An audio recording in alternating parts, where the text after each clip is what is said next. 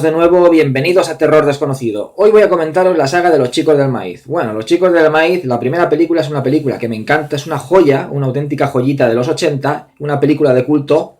Y bueno, es una película que está basada en un relato corto de Stephen King y podríamos asemejarla a otras películas con niños asesinos, como por ejemplo la del Pueblo de los Malditos, del Wolf Rilla, de 1960, o sobre todo, la que quizás se asemeje más a esta, es ¿Quién puede matar a un niño?, de Narciso Ibáñez Serrador.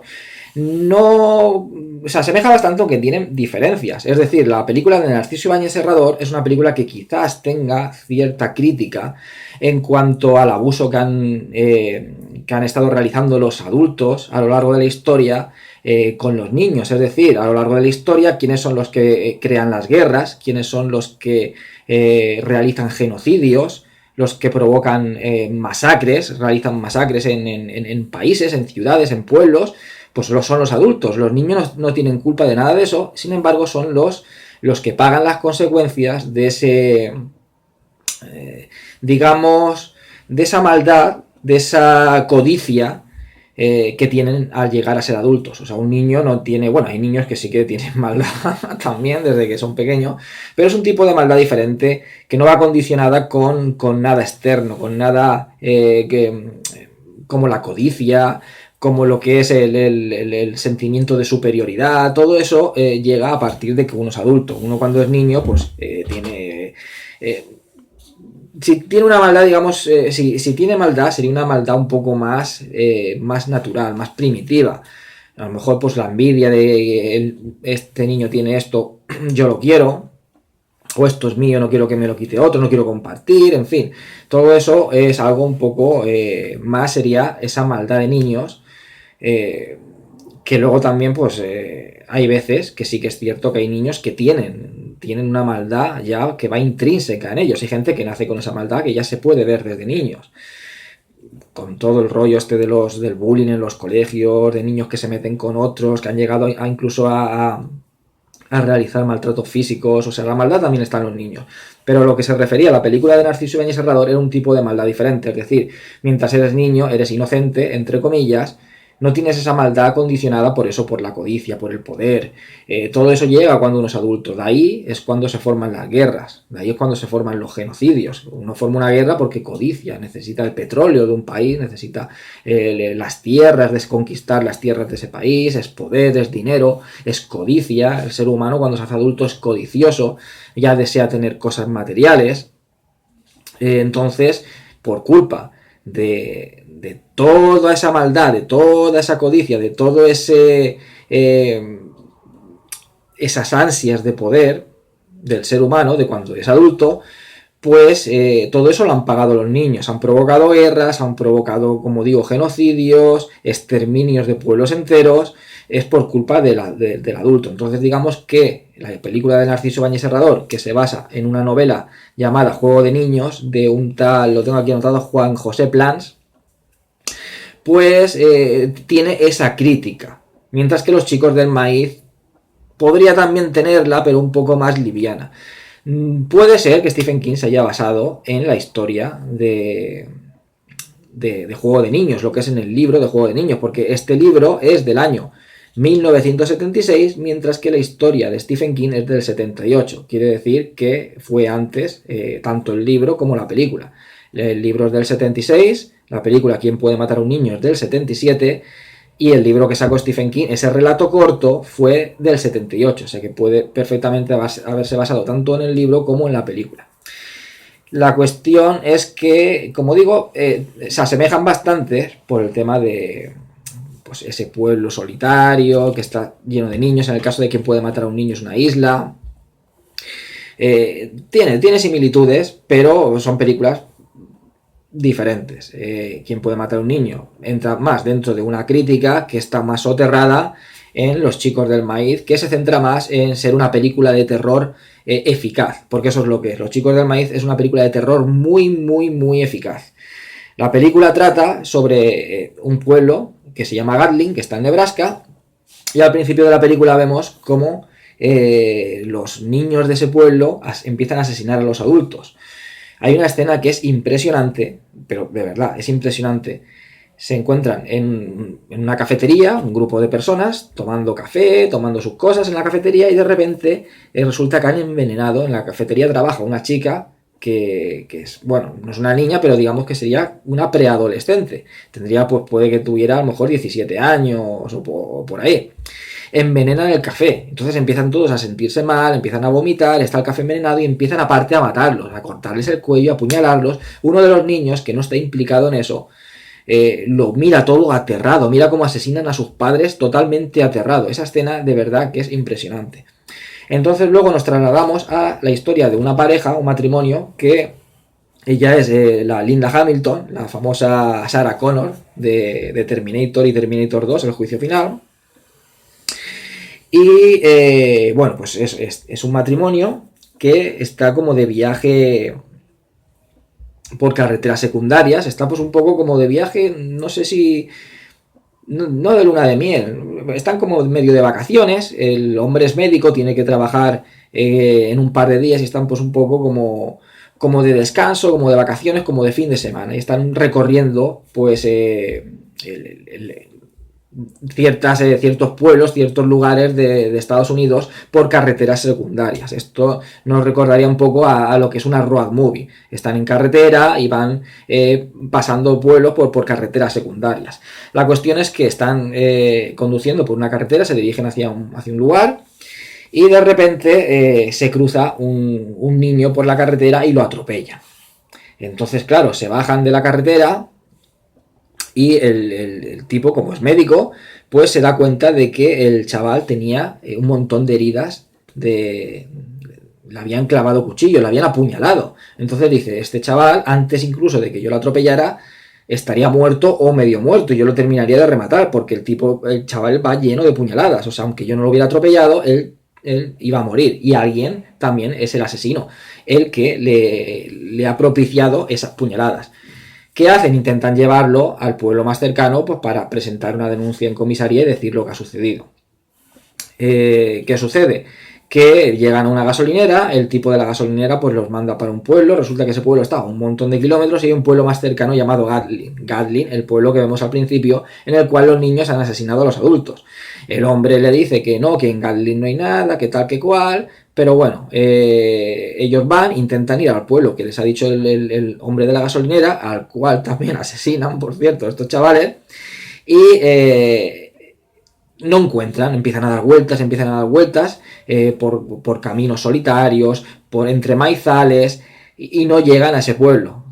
Esa escena también es una escena realmente buenísima, es una escena que te tiene en tensión, porque están preocupados por llegar a ese pueblo y llevan el cadáver de un niño en el coche, pues están preocupados por llegar a ese pueblo, y es una escena que realmente te hace sentir lo que sienten los personajes, que es el que estás perdido, esa desorientación de que voy por un camino, voy por otro, esta señal me indica para allá, la otra señal me indica para allá, y no llegan a ese pueblo. Sin embargo, están todo el rato viendo carteles de Gatlin, que está muy cerca. Claro, al final dicen, si no llegamos al pueblo este donde nos dicen, pues vamos a lo de Gatlin a ver si tenemos más suerte y llegamos porque encima está más cerca.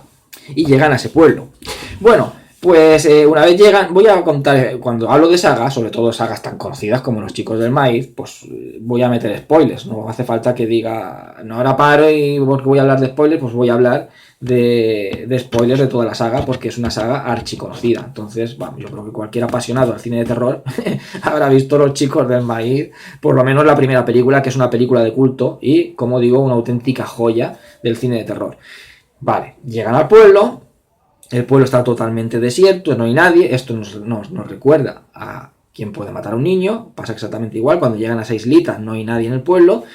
Y los acontecimientos también, al igual que aquella, se suceden en su mayoría de día. Hay muy pocas películas de terror que se sucedan a la luz del día. Ejemplos de ello pues son La Matanza de Texas, Parte de las colinas tienen ojos, Quién puede matar a un niño... La de Gomia, Terror en el Mar Egeo, también tiene mucho de día. Hace poco, pues la última que hicieron, la de Midsommar, de Ari Aster. Y esta de Los Chicos del Maíz tiene gran parte del metraje que se sucede de día, pero crea una gran tensión la película.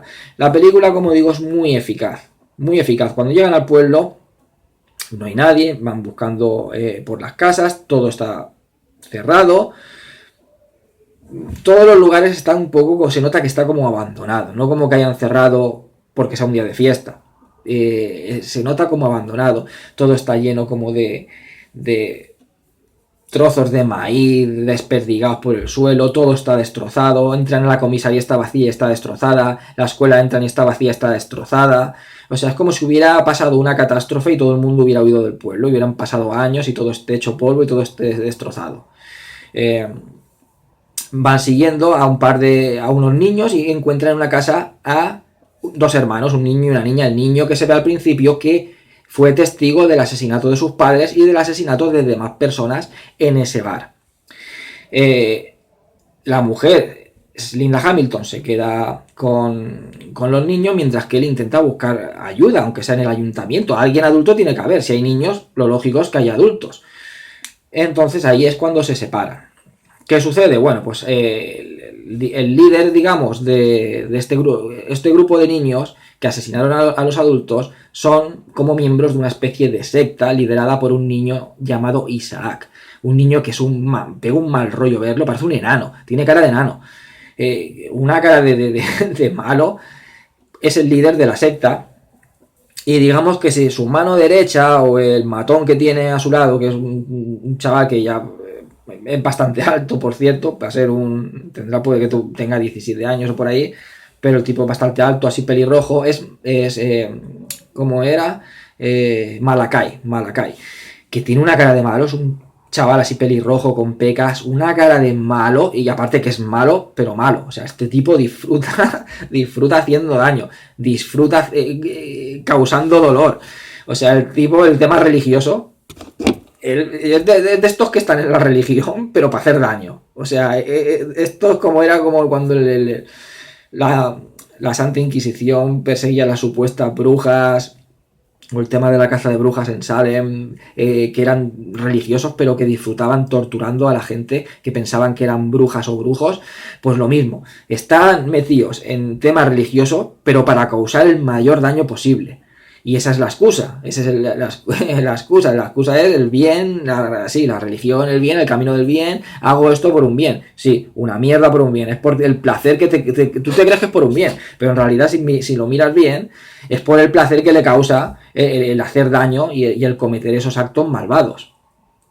Entonces, sí, digamos que es el líder de la secta, Isaac, la mano derecha sería el Malakai, y esta secta adora a un dios llamado, es como le llaman el que camina detrás de la fila, que en cada película va cambiando, es el que camina detrás de la hilera en otro, en el que camina detrás del rosal en otro, en fin, en esta es el que camina detrás de la fila, que es una especie de como de dios de la naturaleza, un dios que les ha enseñado, se supone que el Mesías sería Isaac, pues le ha enseñado el camino que tienen que seguir para cuidar el mundo, para proteger al mundo. Para proteger al mundo es exterminar a la mayor amenaza de este mundo, que es el adulto. En realidad tiene razón, la mayor amenaza del mundo es el ser humano. Mientras sois niños, sois puros, pero cuando llegáis a la edad de adulto, que son 19 años, tienen que ser sacrificados.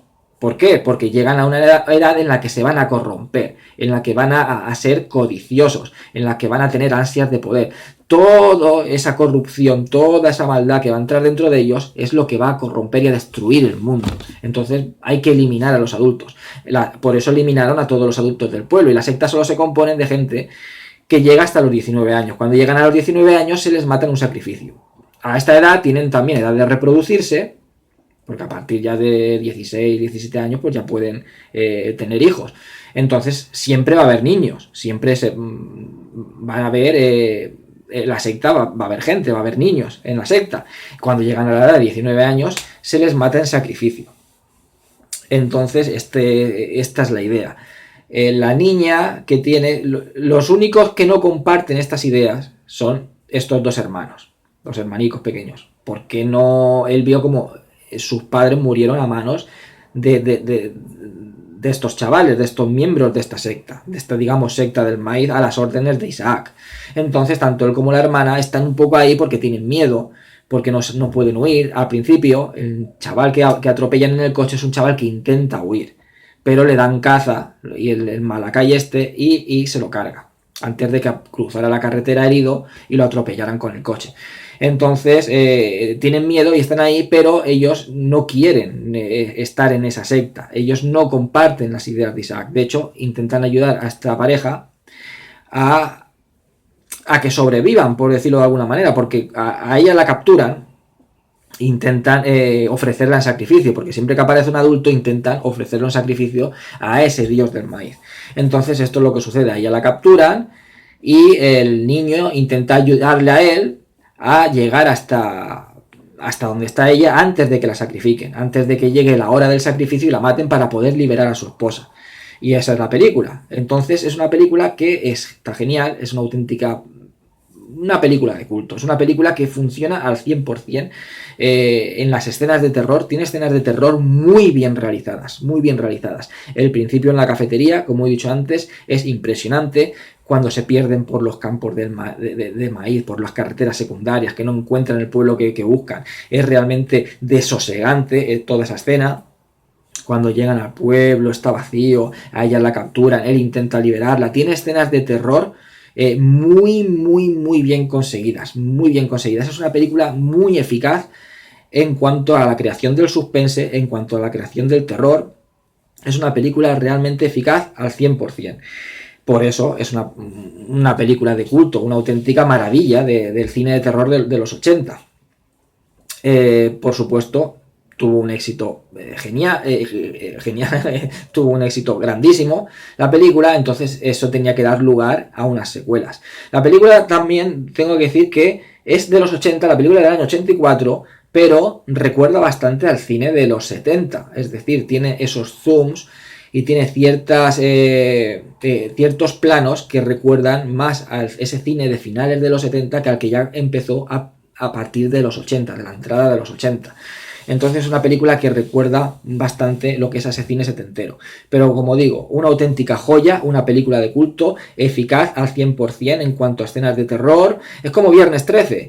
Viernes 13 es una auténtica joya y es una película eficaz en cuanto al terror al 100%, porque tiene escenas de terror muy buenas que aún hoy día funcionan a la perfección. Y esta película pasa igual. Conforme la volví a revisar toda la saga para hacer el vídeo, volví a darme cuenta de eso.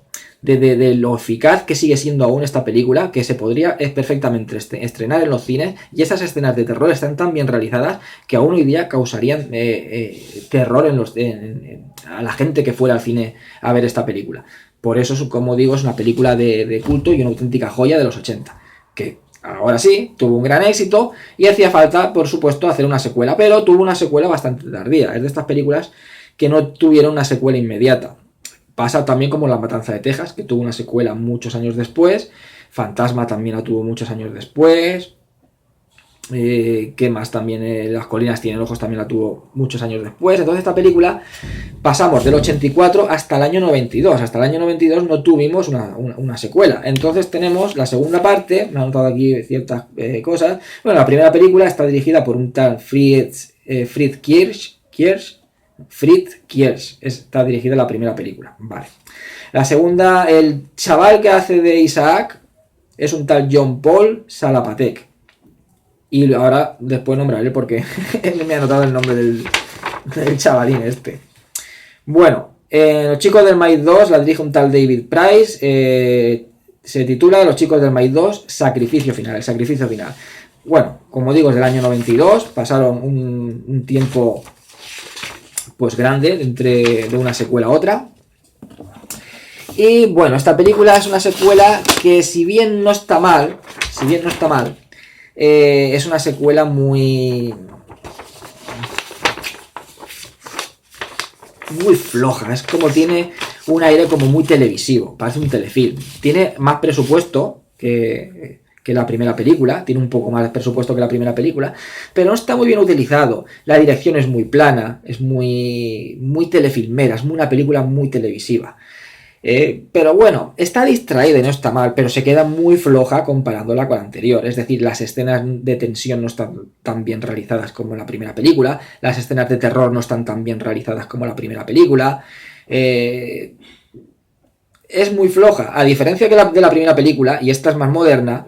Esta, por ejemplo, hoy día quedaría más anticuada y quedaría más floja a la hora de ver que la primera. La primera ha perdurado en el tiempo mucho mejor, o sea, se ha conservado perfectamente, mientras que esta película ya hoy día la ves y quedaría como muy flojita. También tenemos que tener en cuenta de que estamos hablando de una película de los principios de los 90. Principios de los 90 fue una época bastante floja, en el cual ya a mitad de los 80 es como que la censura empezó a meter un poco de mano en el cine de terror, porque ya a principios de los 80 se estaban pasando, sobre todo los italianos, estaban haciendo auténticas bestialidades, y es como que dijeron, no, vamos aquí a cortar un poco, porque esto en el cine es demasiado exagerado. Entonces ya a mitad de los 80 como que empezaron las películas de terror, los slashers, a ser un poco más suavecitos en cuanto a contenido violento, en cuanto a contenido sangriento. Esto se ve bastante bien en la saga de Viernes 13.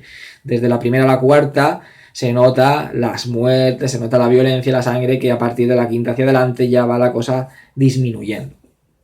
Entonces, a principios de los 90, pues era un cine más suavecillo, que Los Chicos del Maíz del 84, pues ahí estaba en auge. No es una película excesivamente violenta ni excesivamente sangrienta, pero sí que se nota que si tiene que haber una muerte con sangre la hay, si tiene que haber violencia la hay. Sabe utilizar muy bien las escenas de asesinato, las escenas de muerte, las escenas de violencia y las escenas de terror mucho mejor que esta.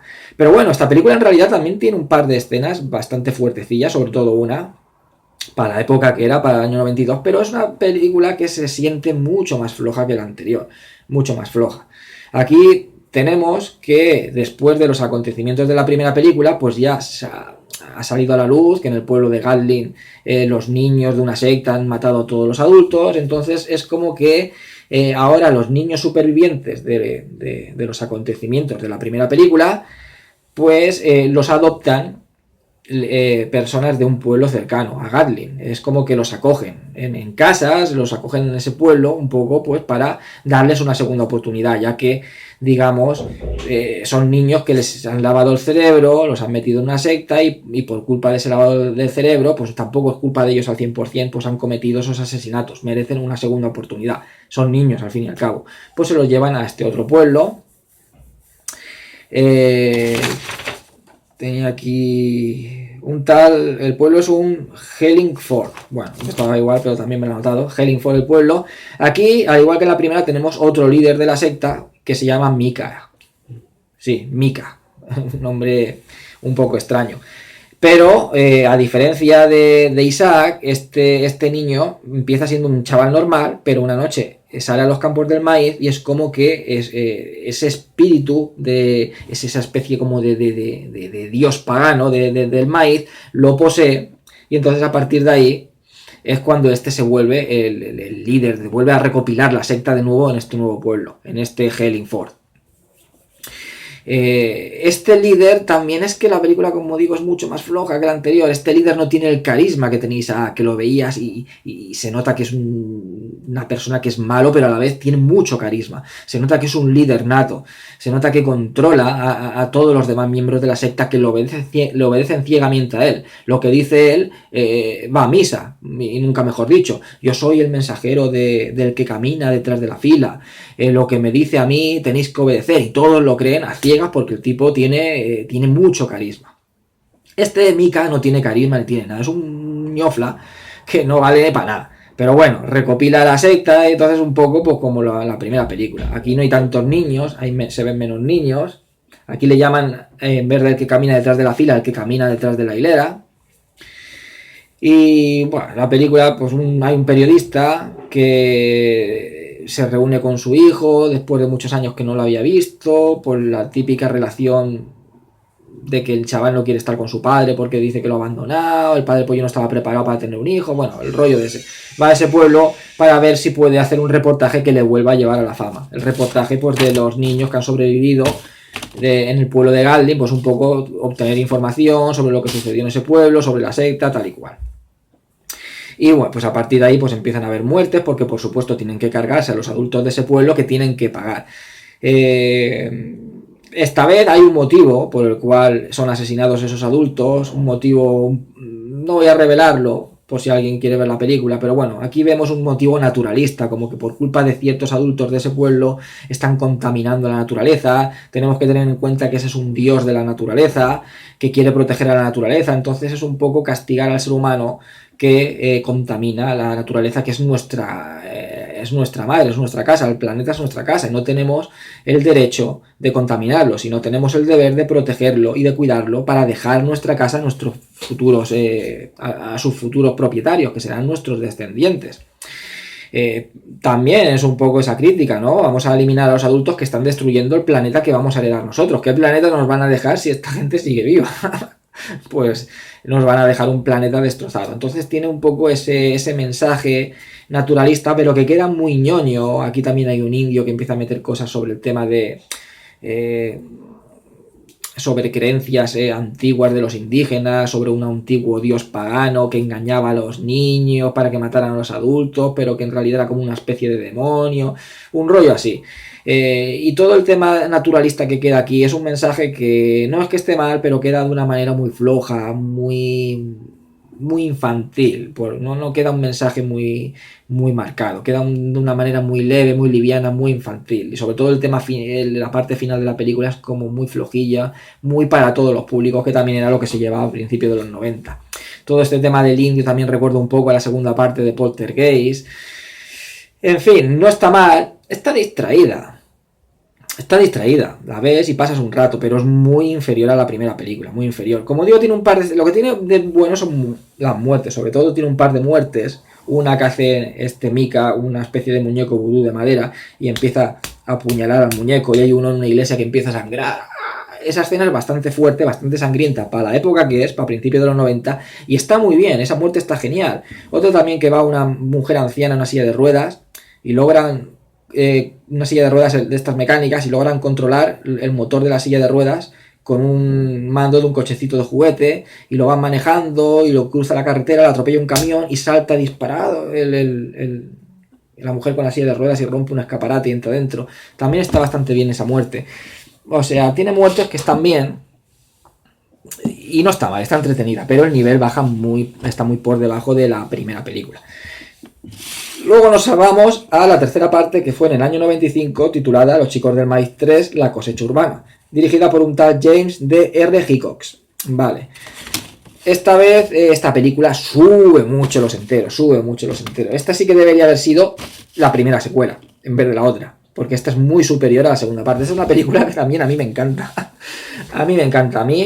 De verdad, y tengo también, yo recuerdo muchas historias sobre todo de las películas de terror de cuando era niño. Yo recuerdo que vi el tráiler, una película que alquilé, ahora sí que es verdad que no recuerdo qué película era, pues vienen varios trailers, y recuerdo que vi dos trailers. Uno era el de la película Tigre Blanco, una película de Gary Daniels de acción, y el tráiler de Los chicos del maíz 3, y yo recuerdo ver el tráiler y flipé, me encantó el tráiler. Yo decía, guau, esta película quiero verla. Y cuando la vi, fue una película que me encantó, es un auténtico divertimento.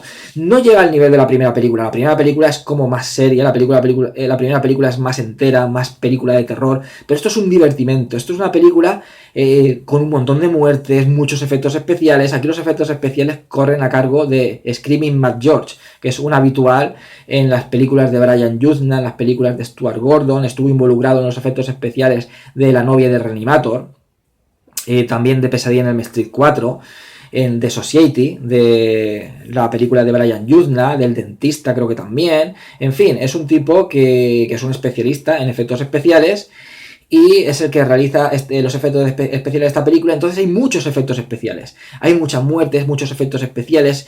El tema sobrenatural se toca mucho, no es como la primera de Los chicos del maíz, que se toca al final de la película. En la segunda también se va tocando un poquito, pero no tanto. Aquí todo el tema sobrenatural entra desde el principio de la película. Es una película que es un auténtico divertimento y es una auténtica pasada.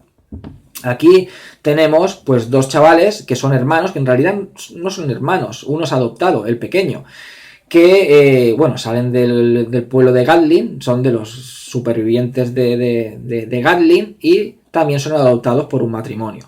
Entonces está el mayor y el pequeño, que se llama Eli. Eli es el nuevo líder de la secta, pero este chaval sí que tiene carisma. Este chaval sí que llega al carisma del Isaac de la primera película. No es como el de la segunda, como el Mika, que es de la segunda película. Entonces aquí ya nos trasladamos a la ciudad. Ya pasamos del campo, como era la primera película, estamos en Gatling, la segunda estábamos en este otro pueblo. Y esta vez nos vamos a la ciudad, nos vamos a Chicago, de ahí al título de Cosecha Urbana. Entonces lo que hace este chaval es recopilar, cuando van al instituto, recopilar a gente, a chavales, adolescentes del instituto para realizar una secta, esta vez en la ciudad. El hermano mayor pues se enamora de una chica, están muy unidos porque se han criado prácticamente juntos, pero bueno, el hermano mayor, que es adolescente, pues es normal, conoce a una chica, se enamoran, tiene amistades, el hermano de la chica, quiere encajar, que es lo típico y lo normal a esa edad, quieres encajar, quieres tener amistades, quieres tener pareja. Entonces, claro, eso no lo lleva muy bien Eli, ya que quiere que estén siempre juntos como si fueran uña y carne, quieren que estén siempre pegados el uno al otro, y entonces no lo lleva muy bien. Pero a partir de ahí el chaval empieza a recopilar a gente, lo que es a volver a realizar una secta como la que había en Gadley.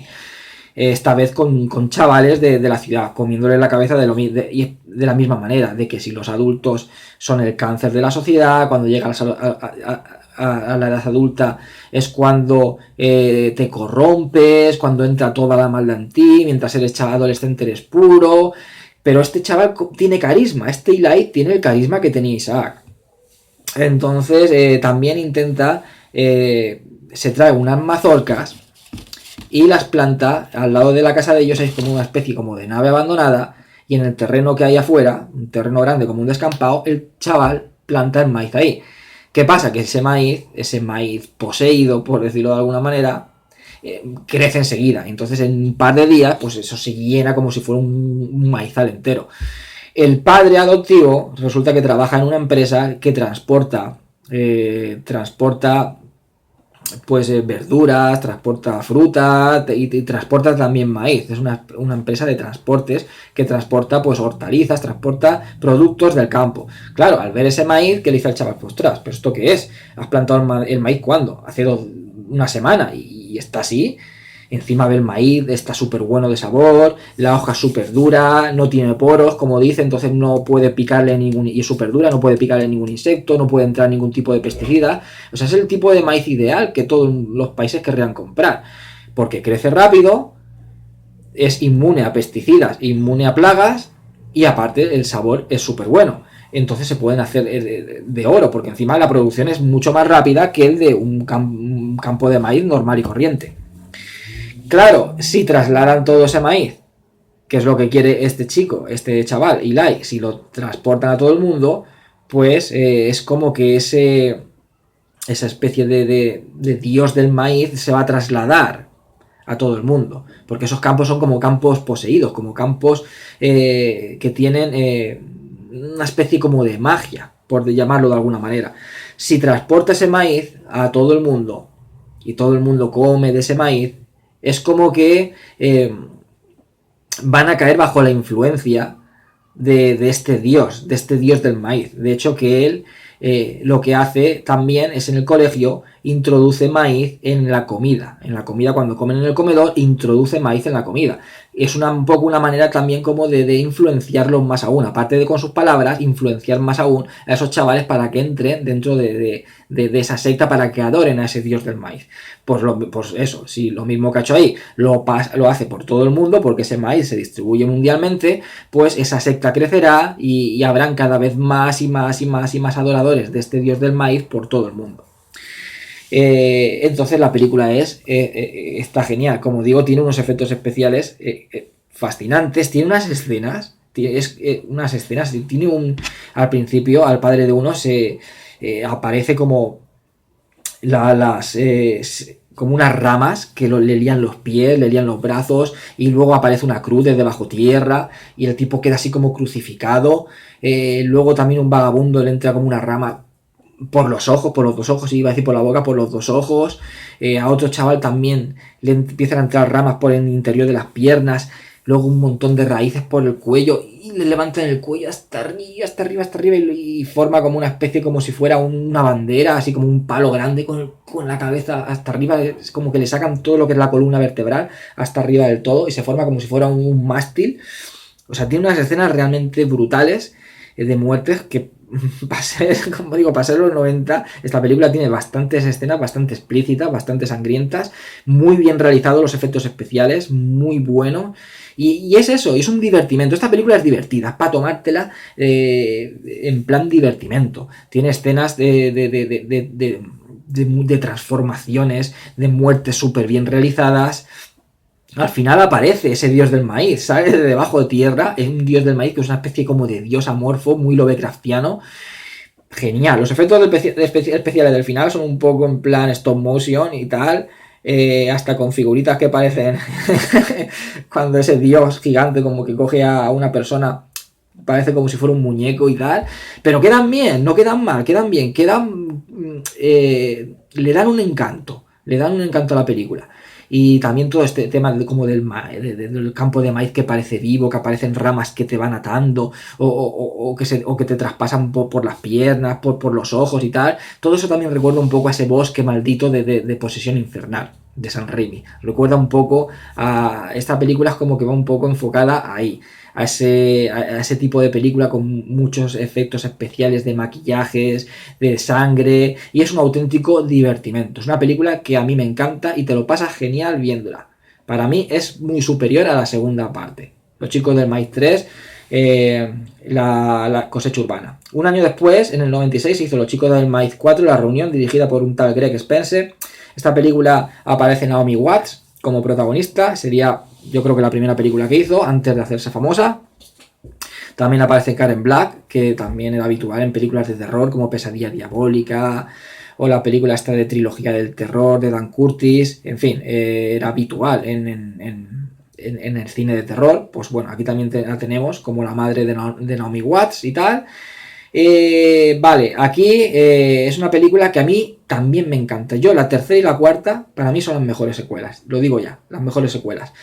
No sabría cuál decir de las dos, son diferentes. Esta va un poco más encaminada a lo que es la primera película. Esta es más seria que la tercera, es como más loca. La tercera es más efectos especiales, sangre, es más alocada. Esta película es más seria. Esta película va un poco en la línea de lo que sería la primera entrega. Pero tiene una trama muy buena y es una película que se podría ver perfectamente como película independiente, sin ser de la saga de Los chicos del maíz, ya que aquí ya no estamos en Gatlin, aquí es otro pueblo diferente en el que sucede otra historia. Aquí no hay líderes de ninguna secta, sí hay un chaval, pero que está muerto. O sea, aquí digamos que es un espectro el que posee a los niños de ese pueblo, un espectro llamado, ¿cuál era? Yoshia. Yoshia, me he tenido que anotar los nombres porque tiene unos nombrecitos más raros. Yoshia. Aquí, bueno, tenemos a Naomi Watts, que es una chica que vivía en ese pueblo, pero se fue muy jovencita pues a la gran ciudad a buscarse la vida por allí. Y volvió después de muchos años a su casa. Entonces está su madre y su hermana pequeña, que resulta que en realidad es su hija. O sea, ella se quedó embarazada y, bueno, como no podía criarlo y tal, era demasiado joven, pues lo crió su madre y dijo que era suyo.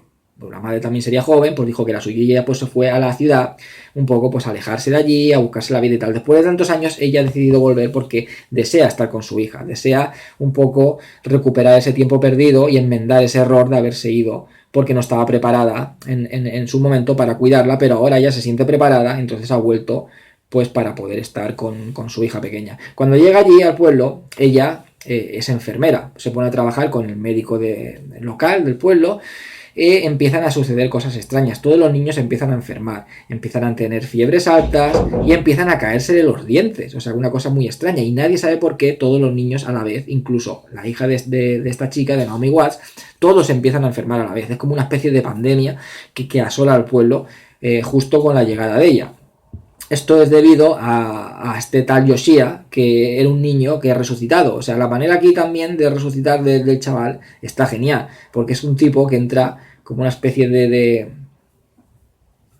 es una especie como de en los campos de maíz, donde guardan el maíz, un cobertizo de estos, un borracho de estos, y quiere sacar agua de un pozo.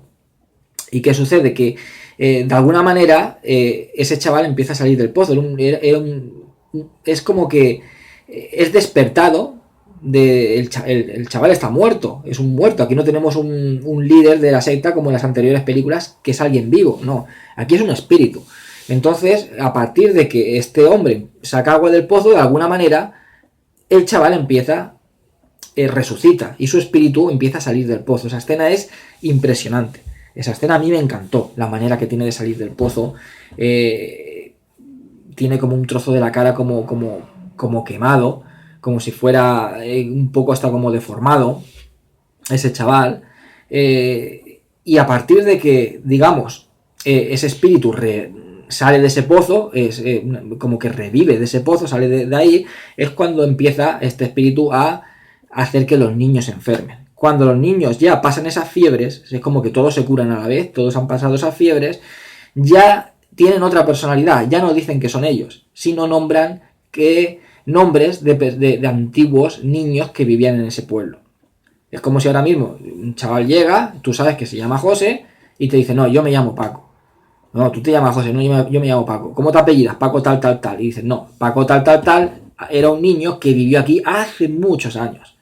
Entonces todos los niños del pueblo, de repente, después de esas fiebres, dicen que son otras personas. Personas que han existido y que esos mismos niños no las conocían. Porque son niños que han vivido ahí a lo mejor hace 30, 40 o incluso 50 años. Entonces esos niños no podían saber esos nombres. Entonces, ¿cómo puedo yo decir soy tal persona si yo no he conocido a esas personas? A menos que alguien me los haya nombrado. Pero me los puede haber nombrado a mí. Pero a todos los niños del pueblo, a todos.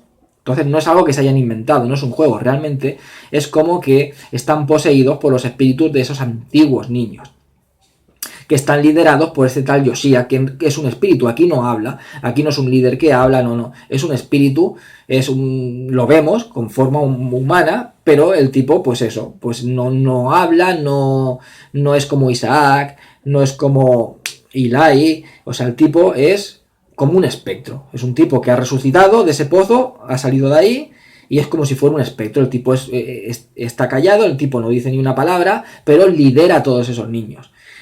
Ha hecho que se introduzcan los espíritus de esos antiguos niños en estos nuevos. Se sabe la historia de por qué sucede esto. Al chaval, pues resulta que era como una especie de antiguo mesías, que lo tenían yendo de pueblo en pueblo, pues como que tenía poderes, como que podía sanar a la gente, pero a medida que se fue haciendo mayor, pues es un poco que esa atracción del niño salvador, el niño que tiene poderes, el niño que habla con Dios y tal y cual, es como que eso se fue ya perdiendo, porque a medida que se hace uno mayor, pues la gente ya no acudía tanto, ya no era el reclamo del niño, de este niño con poderes. Pues le daban como un veneno para que no creciera, le daban como una especie de sustancia que era venenosa para que no creciera, para que se quedara siempre un poco como con cara de niño, con la estatura de niño. Y así pues todo el mundo, la voz hasta de niño, todo el mundo siguiera yendo y alargar eso durante más años, porque es un beneficio, porque la gente llega, la gente da donaciones, el niño profeta, el niño que puede sanar y tal, entonces no querían perder a la gallina de los huevos de oro. Por culpa de ese veneno el chaval murió. Entonces, ¿qué sucede? Que ahora ha resucitado y quiere vengarse de la gente del pueblo, por lo menos de la gente que estuvo implicada en su muerte, estuvo implicada en esa muerte y en esa explotación que hubo anterior de la muerte. En fin, la película es una película que es como digo, es diferente. A mí me gusta igual que la tercera, a mí esta me encanta, la reunión, no sé cuál decir más, yo las pondría al mismo nivel. Están un peldaño por debajo de la primera, de Los Chicos del Maíz, pero tanto la tercera funciona como puro divertimento, como esta funciona como película de terror seria, que podría ser perfectamente una película independiente fuera de la saga. Esta película va más en la línea de lo que serían Los Chicos del Maíz, una película de terror seria, muy eficaz, con escenas de terror muy buenas, y es una película que también a mí me gusta mucho. Esta es una de las mejores secuelas. La tercera, Cosecha Urbana, y la cuarta, esta de La Reunión, me encanta. Luego tenemos en el año 98... Los Chicos del Maíz 5, dirigida por un tal Ethan Wiley. Bueno, esta película también está bien, pero ya pasa como la segunda, ya el nivel baja. Aquí es una película más flojita, una película que se nota muy televisiva, a diferencia de la tercera y la cuarta, que tenían una estética más cinematográfica, un visionado más cinematográfico. Esta película ya, al igual que la segunda, se ve más televisiva. Aquí es estaba de moda ya los slasher, volvieron a estar de moda gracias a la película de Scream de Wes Craven. Entonces, pues venimos a tener un slasher dentro de lo que sería el universo de los chicos del maíz. Aquí vemos un grupo de chavales que van a un pueblo para dejar las cenizas de uno de ellos que ha muerto. La novia del fallecido es Eva Méndez, una chica es preciosa, una chica cubana. Dicen que es la nueva Raquel Welch porque se parece bastante, pero desde luego que es una auténtica belleza. Y bueno, van a ese pueblo y luego resulta que en ese pueblo una de las chicas de este grupo de amigos cree que pueda estar su hermano porque ella, pues, su padre maltrataba a ella y al hermano, pero ella se fue de casa y luego se enteró de que el hermano había entrado en una secta, que eran los que caminan detrás de la hilera o no me acuerdo si era detrás de la hilera o detrás del maíz, no recuerdo, pero en fin, de una secta. Y entonces cuando llega allí a ese pueblo, que por cierto no creo que no es Gatlin, es otro pueblo, también venimos a ver de que esa secta del maíz, esa secta se ha extendido por todo Estados Unidos, ya no solamente está en Gatlin, sino que hay otros seguidores en otros pueblos. Pues oye a uno de los adultos que dice, sí, hay un tipo que vive solitario con un grupo de chavales que tienen una secta, que siguen a un tal que camina detrás de la hilera. Entonces ella se acuerda de lo que se enteró del hermano y piensa que el hermano está ahí, que precisamente está ahí. Y entonces deciden quedarse en el pueblo para localizar al hermano y tal. Aquí tenemos en un principio lo que sería el líder de la secta, que sería por primera vez vemos a un adulto, interpretado por David Carradine, pero en realidad no es el adulto este está como hipnotizado, como guiado por un niño, que se llama este niño Ezequiel, también un niño que no tiene ningún carisma, este es el líder de la secta y no tiene ningún carisma, y nada, pues eso, pues llegan allí, el hermano intenta huir porque ya había cumplido 19 años y querían sacrificarlo. Intentan matar a estos chavales. Es rollo slasher. Un rollo slasher. Son los chavales intentando cargarse. Los chicos estos de esa secta intentando cargarse a estos chavales. Está entretenida, al igual que la segunda está entretenida. Toda la parte final está bastante bien. Mejora bastante. Aquí, en vez de tener ese campo de maíz, con ese dios del maíz en el campo y tal, tenemos como que adoran una especie como de fuego sagrado que está dentro de un silo ardiendo, un fuego así como de color así verde, verdoso. Es como que adoran ese fuego donde realizan los sacrificios. Una vez cumplen 19 años se lanzan al fuego y mueren ahí quemados. Y bueno, pues está distraída. Hay una escena que está bastante bien, que tiene unos efectos especiales bastante buenos, que se le abre la cabeza así en dos a David Carradine y lanza, sale como una especie como de tripa ahí, que lanza como un fuego y le hace un agujero en la cara a Fred Williamson, que aparece también en la película, que es este que hacía de Shaft, en las películas de Shaft de los 70, y le hace un agujero en la cara. Esa escena está muy bien realizada, los efectos especiales, y está muy bien, esa escena está genial. Y está distraída, y todo el tramo final como que mejora mucho, hay bastantes muertes, persecuciones, entonces la película está bien, está distraída, pero el nivel es muy inferior ya a las anteriores, a la tercera y a la cuarta, es muy inferior, es más televisiva y es una película más flojita. Aparece en un cameo Kane Hodder, que fue Jason Voorhees a partir de la séptima película, si no me equivoco, hasta la novena puede ser, hasta la de Jason va al infierno, si no recuerdo mal. Y bueno, peliculilla que está bien. Un año después, en el año 99, tenemos Los Chicos del Maíz 666, El regreso de Isaac. Esta película nos vuelve a juntar con la primera película. Aquí volvemos a tener Isaac. Por eso me anoté el nombre de este actor que lo interpreta, que es el mismo, que es Jean-Paul Salapatek. Que el tipo tiene... Es que no parece enano, pero es como si fuera un enano. Es muy bajito y tiene la misma cara. Es como... Parece el Galindo, que salía en Crónicas Marcianas. Tiene la misma cara de cuando era niño, pero se nota ya de viejo, como un poco adulto. Y no ha crecido casi nada, es muy bajito. No llega a ser enano, pero es muy bajito. Pero es que tiene la misma cara. Es como ver al mismo de la primera, pero envejecido. Entonces aquí vemos una chica que va al pueblo porque su madre la abandonó, se crió con otra familia y ha descubierto que su madre vive en ese pueblo y va a verla para ver por qué la abandonó. La madre es Nancy Allen, esta chica que apareció en bastantes películas de Brian De Palma, en esta de... aparece en Carrie, aparece en Impacto, junto con John Travolta, en Vestida para matar. Trabajó bastante para Brian De Palma. Y esta hace de su madre. Aparece también Stacy Keach, el actor que hacía la serie esta de Hammer. Y es una película que empieza bien, tiene bastante misterio, llega al pueblo, llegan a Gatling y está como el pueblo muy abandonado, apenas hay gente en el pueblo, hay 4 chavalillos y unos cuantos adultos, o sea, es un pueblo como medio deshabitado. Isaac es como que está en coma y después de un montón de años ha vuelto del coma. Entonces al principio es como que tiene una trama interesante, es como que ella tiene que... la madre se la dio a otra familia porque se supone que hay una profecía de que ella tendría que juntarse con el hijo de Isaac, que resulta que Isaac ha tenido un hijo, y ahora resulta que al volver al pueblo se va a cumplir la profecía, por eso Isaac ha salido del coma, el hijo de Isaac es adolescente, esta chica es adolescente, tienen que acostarse, porque el niño que tengan va a ser el nuevo profeta, según dice el que camina detrás de la hilera, pero al final sucede una cosa extraña, porque resulta que el que camina detrás de la hilera aparece con forma humana, con forma de chaval adolescente, y se carga al Isaac. La película es un rollo, pero un rollo. O sea, empieza bien, bastante siniestro todo, como muy lúgubre, empieza bastante bien, pero luego se vuelve una película muy lenta. Que no pausada, como digo, una cosa es lento y otra cosa es pausado. Una película lenta, una película aburrida, una película sosa, muy mala. O sea, la quinta por lo menos es divertida, la quinta es distraída, te lo pasas bien. No es una gran película, no es una gran secuela, pero está bien. Pero esta película podía haber sido más que la quinta, el argumento daba para más, pero es una película que no han sabido llevarla. Es una película tediosa y una película... Ya la decadencia de la saga. Si ya la quinta empezaba ya a bajar el nivel, esto ya es la decadencia total de la saga. Esta película la dirige un tal Cary Scogland. Vale. Luego tenemos en el año 2001 Los chicos del maíz 7, Revelaciones. Esta no puedo hablar porque esta no la he visto.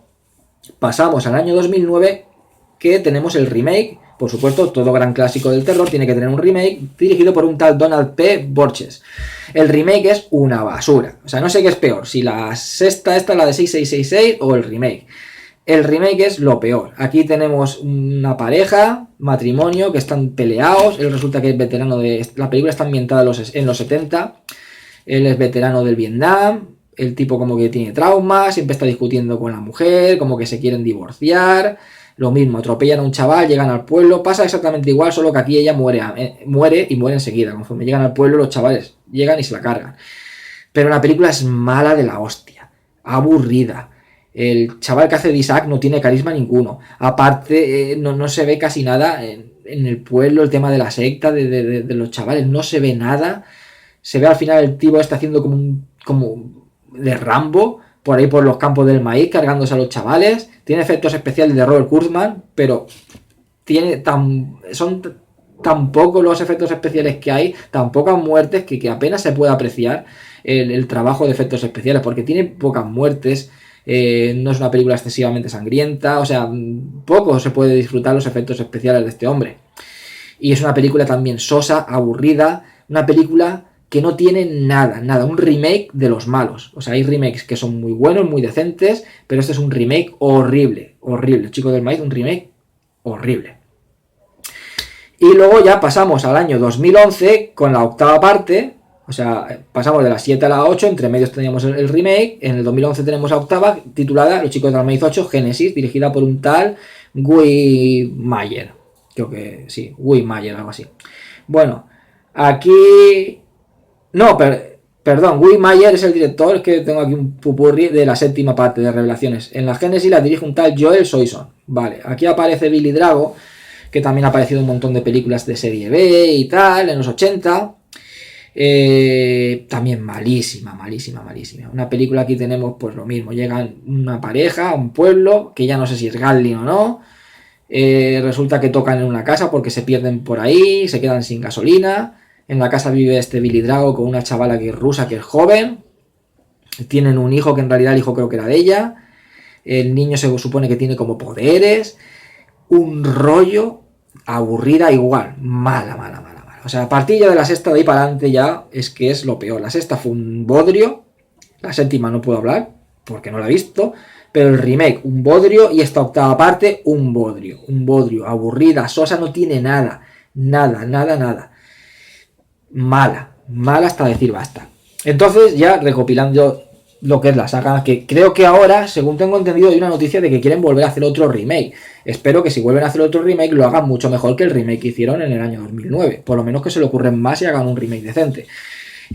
Recopilando la saga en general, pues tenemos la primera película, un auténtico clásico, una película de culto, una maravilla de los 80, Los chicos del maíz, buenísima. Película para todo apasionado del cine de terror de obligada visión. Luego tenemos la segunda parte, que es una secuela muy flojita, pero que no está mal, que está distraída, pero es una secuela muy inferior a la primera. La tercera parte sube mucho los enteros, es un auténtico divertimento, un festival de efectos especiales, de sangre y una película súper divertida, que te lo pasas genial viéndola. La cuarta parte es más seria, vuelve un poco a ser como la primera película, más enfocada, pues eso, pues más a un terror más serio, un terror más sobrio, una película que perfectamente se puede ver independiente de la saga porque tiene una trama que se separa un poco de todas las anteriores y del resto de películas de la saga. Y para mí la tercera y la cuarta son dos películas que son las mejores de la saga, las mejores. A mí son dos películas que me gustan muchísimo. La primera es la mejor, o sea, no llegan al nivel de la primera, está claro, están un peldaño por debajo, pero son muy buenas secuelas, yo las recomiendo mucho. Los chicos del maíz 3, Cosecha Urbana, y Los chicos del maíz 4, La reunión, son películas que las recomiendo muchísimo también.